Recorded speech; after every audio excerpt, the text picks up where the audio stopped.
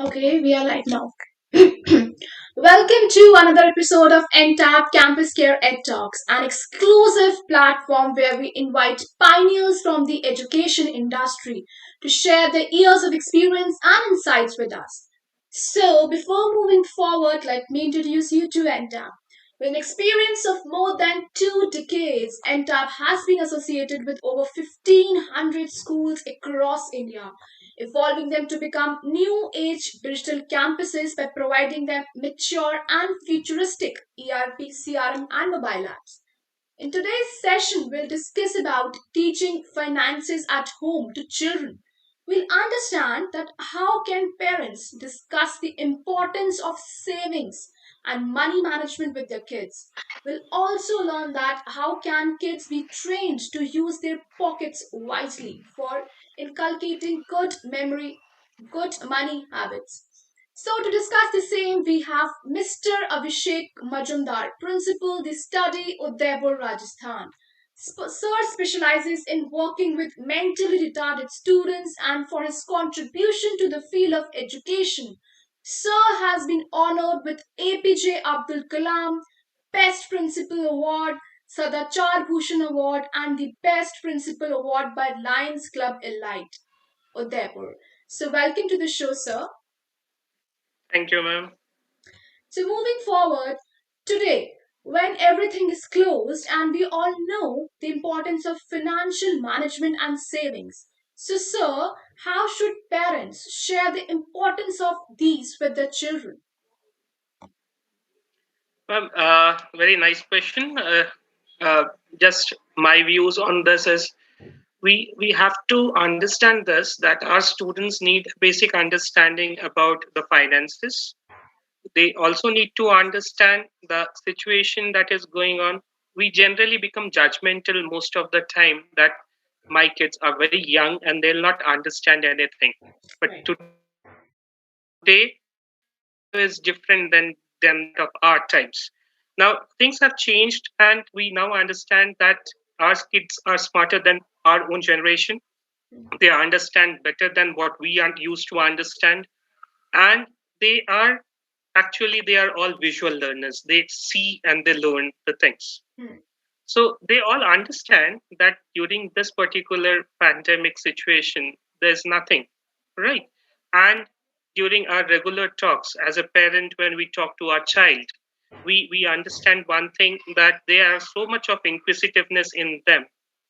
If we just sow a small crop in them, a small thought in them, I think that will reap, and we can get a tree out of it. Here what actually happens is, when we discuss small matters, small concerns, there the horizon of thinking widens. Right. In this case, parents are the first key who can help the child to learn the basic skills of understanding finances. Hmm. They can discuss small matters about the auto drivers, the people who are having shops other than that of grocery and medicine. So they can talk about them, because they are not open these days, because of pandemic, because of lockdowns, and because of regulations. Hmm. So how will these people be earning? So if we can throw such questions to the kid or to the child can understand one thing. They can assemble, and then they can come out with certain solutions which might not be coming into our mind. They are so much of innovations. So I think that will help to build a platform of discussion. Once we start discussing with them, they'll understand the kind of financial management and the savings every person needs to make, and should be having during these such odd times when there is no earning with people. How will they be running their home? So they need to understand that what is savings, how to build money. There are many ways. It's not only about job.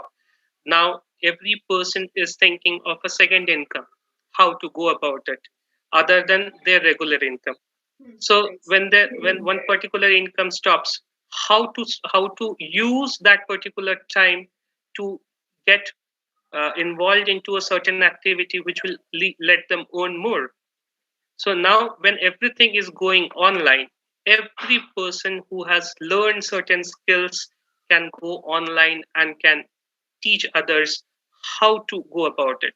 So that's the way they can earn. They can manage their savings. We can talk about ATC and ATT that we can Absolutely. definitely have. So these are the kind of savings. We can talk about national savings scheme, pension schemes. When we go to bank and when we talk to bank manager or people over there, they will explain. So Absolutely. even as a normal human being, we understand we all save money. We all go for insurance. We'll all go for mediclaim, and we need to talk to them that how and why we are doing so, why we are securing our family, how we are securing it, how much money is involved into it, where this money is coming from. So all these things will help the child to become an independent individual to take their own decision, right? Yes. So the decision making will come, the innovation will come, finding the way will come here. We generally talk about, as a maths teacher, I'm a maths teacher, so we talk about operational research. So it's about research, means how we can find out newer horizons or newer ways to earn money and to lead the family. So these are certain things that is possible, and I think every parent should do that. Absolutely so. So, yeah, moving forward. So, sir, how can giving money in the hand of students in the form of pocket money and then tell them to invest it or use it wisely can help them learn by example? Yes. Now, every child understands that it's all about money these days. If you don't have money, it's very difficult to go to school. It's very difficult to have food, either in a cafeteria or in a pizza corner or anywhere. They know what money is involved. If they wish to have a cheese burst pizza, so they need to have at least 1,500 rupees to have it in a better way. So which is not an easy task. Now, as a parent, we generally we try to inculcate this habit that they should have a piggy bank where they can save money, and every time they have a kind of inquisitiveness, should I break this piggy bank and find out how much money I have deposited? Well, no, you need not to do so. We'll do it later. Still, it is empty. You can see it's empty. It's not full. So we still need to add more money to it. So this kind of inquisitiveness is good. We should not be stopping them, and we try to make them or give them a habit that every day, maybe 2 rupees, maybe 10 rupees, maybe 50 rupees, whatever is possible from our side, we do it, right? So once we do it, and we should give it into their hand, and they should do it later. Once that is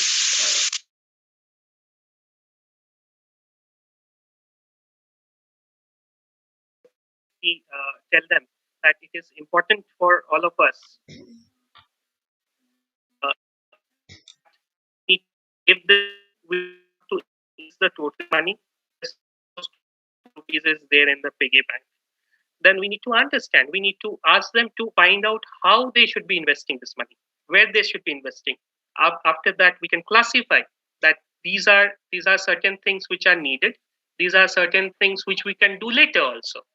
So a planning is required. So we can involve them in planning how to invest the money, what is required, what is desirable, and what is actually expected out of them. So all these things we can make columns, and we can play a game with them, right? Absolutely. After finding out their aspirations or their need, which they wish to fulfill with this pocket money. So these are certain things which can help them to understand how money is important and where it can be utilized. Similarly, say suppose there is Bhai Dooj or there is Diwali, they generally get a kind of gift in the form of cash Hmm. from their elders, right? they understand that 100 rupees or 200 rupees note is a very big amount for them. They generally get 10 rupees or 50 rupees from us every day. So this money is quite big, and they feel that yes, it's their money. They have got this, and now they have to invest this. So they have so much of it's a big list with them that I wish to have chips, I wish to have some drinks for me, and so many things.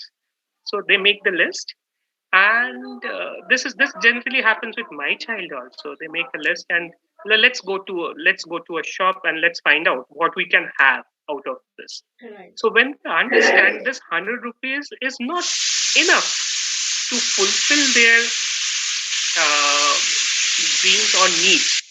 So they understand that it is not that easy to feel that yes, 100 rupees will help me to get everything in life, or 200 rupees is everything to get everything in life. So we need to have control over the investment, right? And we also need to understand what is important for me and what can be taken up later also. Right, sir. So it's all on how we inculcate these habits. Yes, because what happens now, children when they're at their tender age, if we teach them from starting from that age only, because at that age we can easily mold them, we can easily teach them, because उस time पे क्या होता है कि जो बच्चे क्या होता है पेरेंट्स को देख के सीखते हैं, राइट? और उस Right, एज पे ही अगर हम वहां से ही उनको इस छोटी छोटी चीजें सिखाएं कि मतलब छोटी छोटी right. चीजों से हम पैसे कैसे सेव कर सकते हैं, तो मतलब वहां से उनको सिखाया जाए, ये वैल्यूज उनको वहीं से इनकलकेट की जाए, तो बहुत अच्छा होगा sir. Definitely, it will definitely help. Absolutely.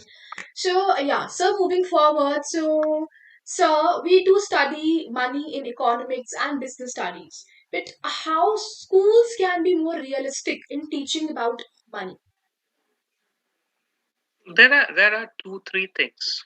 Generally, we use these subjects with grade 9 onwards, 9, 10, 11, and 12, where we try to or we try 11, 10, and 12 students to mentor their juniors who are there in grade 9 and grade 11, because every year these are the two classes which generally work on certain projects which are given from the school side. Mm-hmm.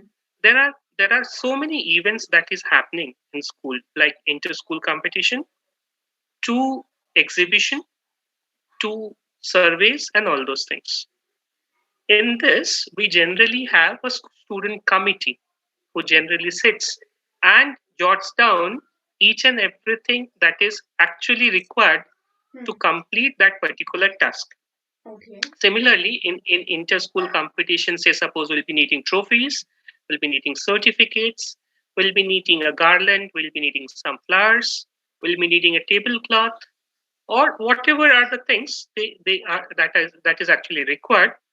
We need some snacks for the guests.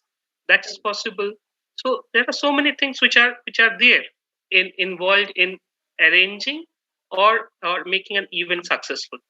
So they jot down all those things. Then they find out how much is required, and we generally sanction a particular kind of budget for a particular event. So it is not such that they need to go to any shop and get the things done. They have enough money. No, they don't have enough money. They have exact money which will help them to get those things. Right. So they need to identify and find out where they will get the things from. So say suppose one person is staying in the one particular sector and the other person is staying in the other sector, and in his place there's a shop which gives things in a lesser price. So the things are being distributed.